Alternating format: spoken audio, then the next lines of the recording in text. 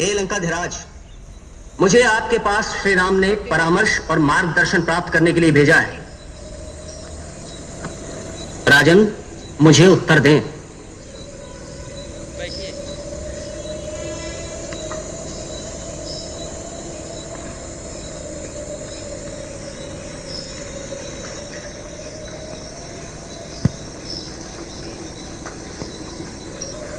कोई लाभ नहीं है भैया, वो तो मेरी बात ही नहीं सुनता।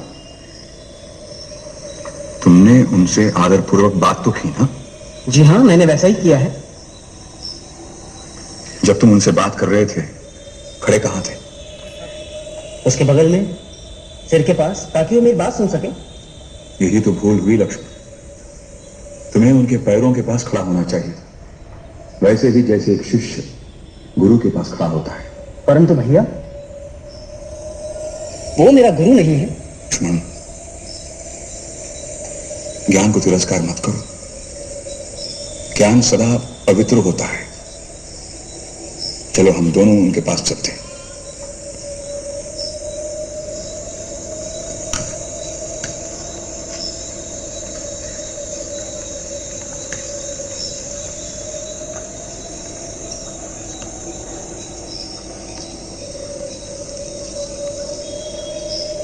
महाराज,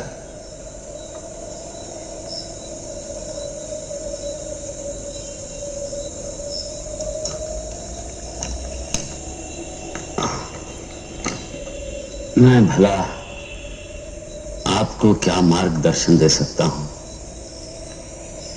मेरी बुद्धि तो स्वयं भ्रमित और अंधकार में डूबी है। उचित और अनुचित के बीच का भेद जानने में असमर्थ है।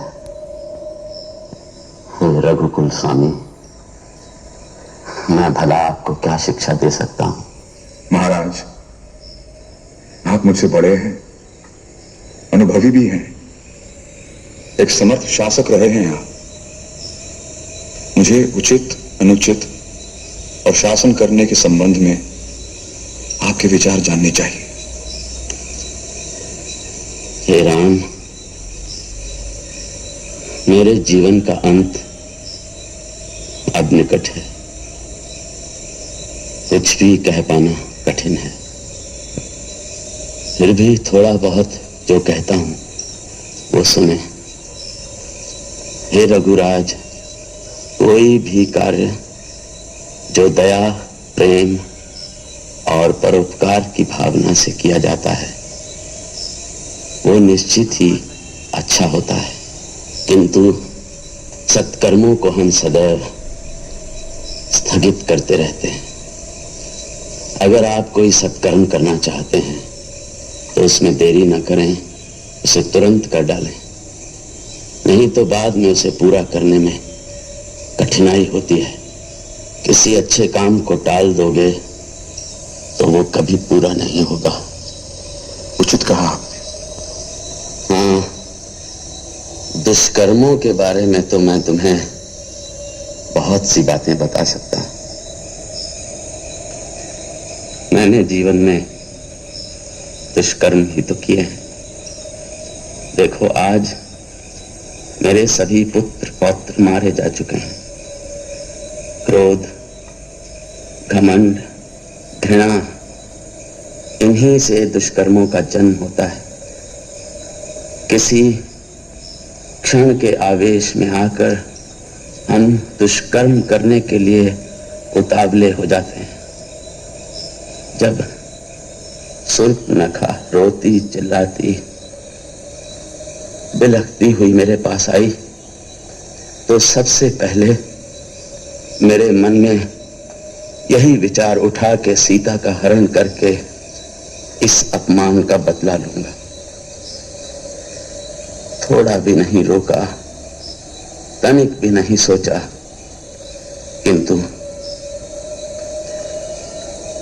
बल्कि जितनी शीघ्रता से हो सका ये कार्य को पूरा कर डाला। जैसा कि हे रघुवंशियों के स्वामी,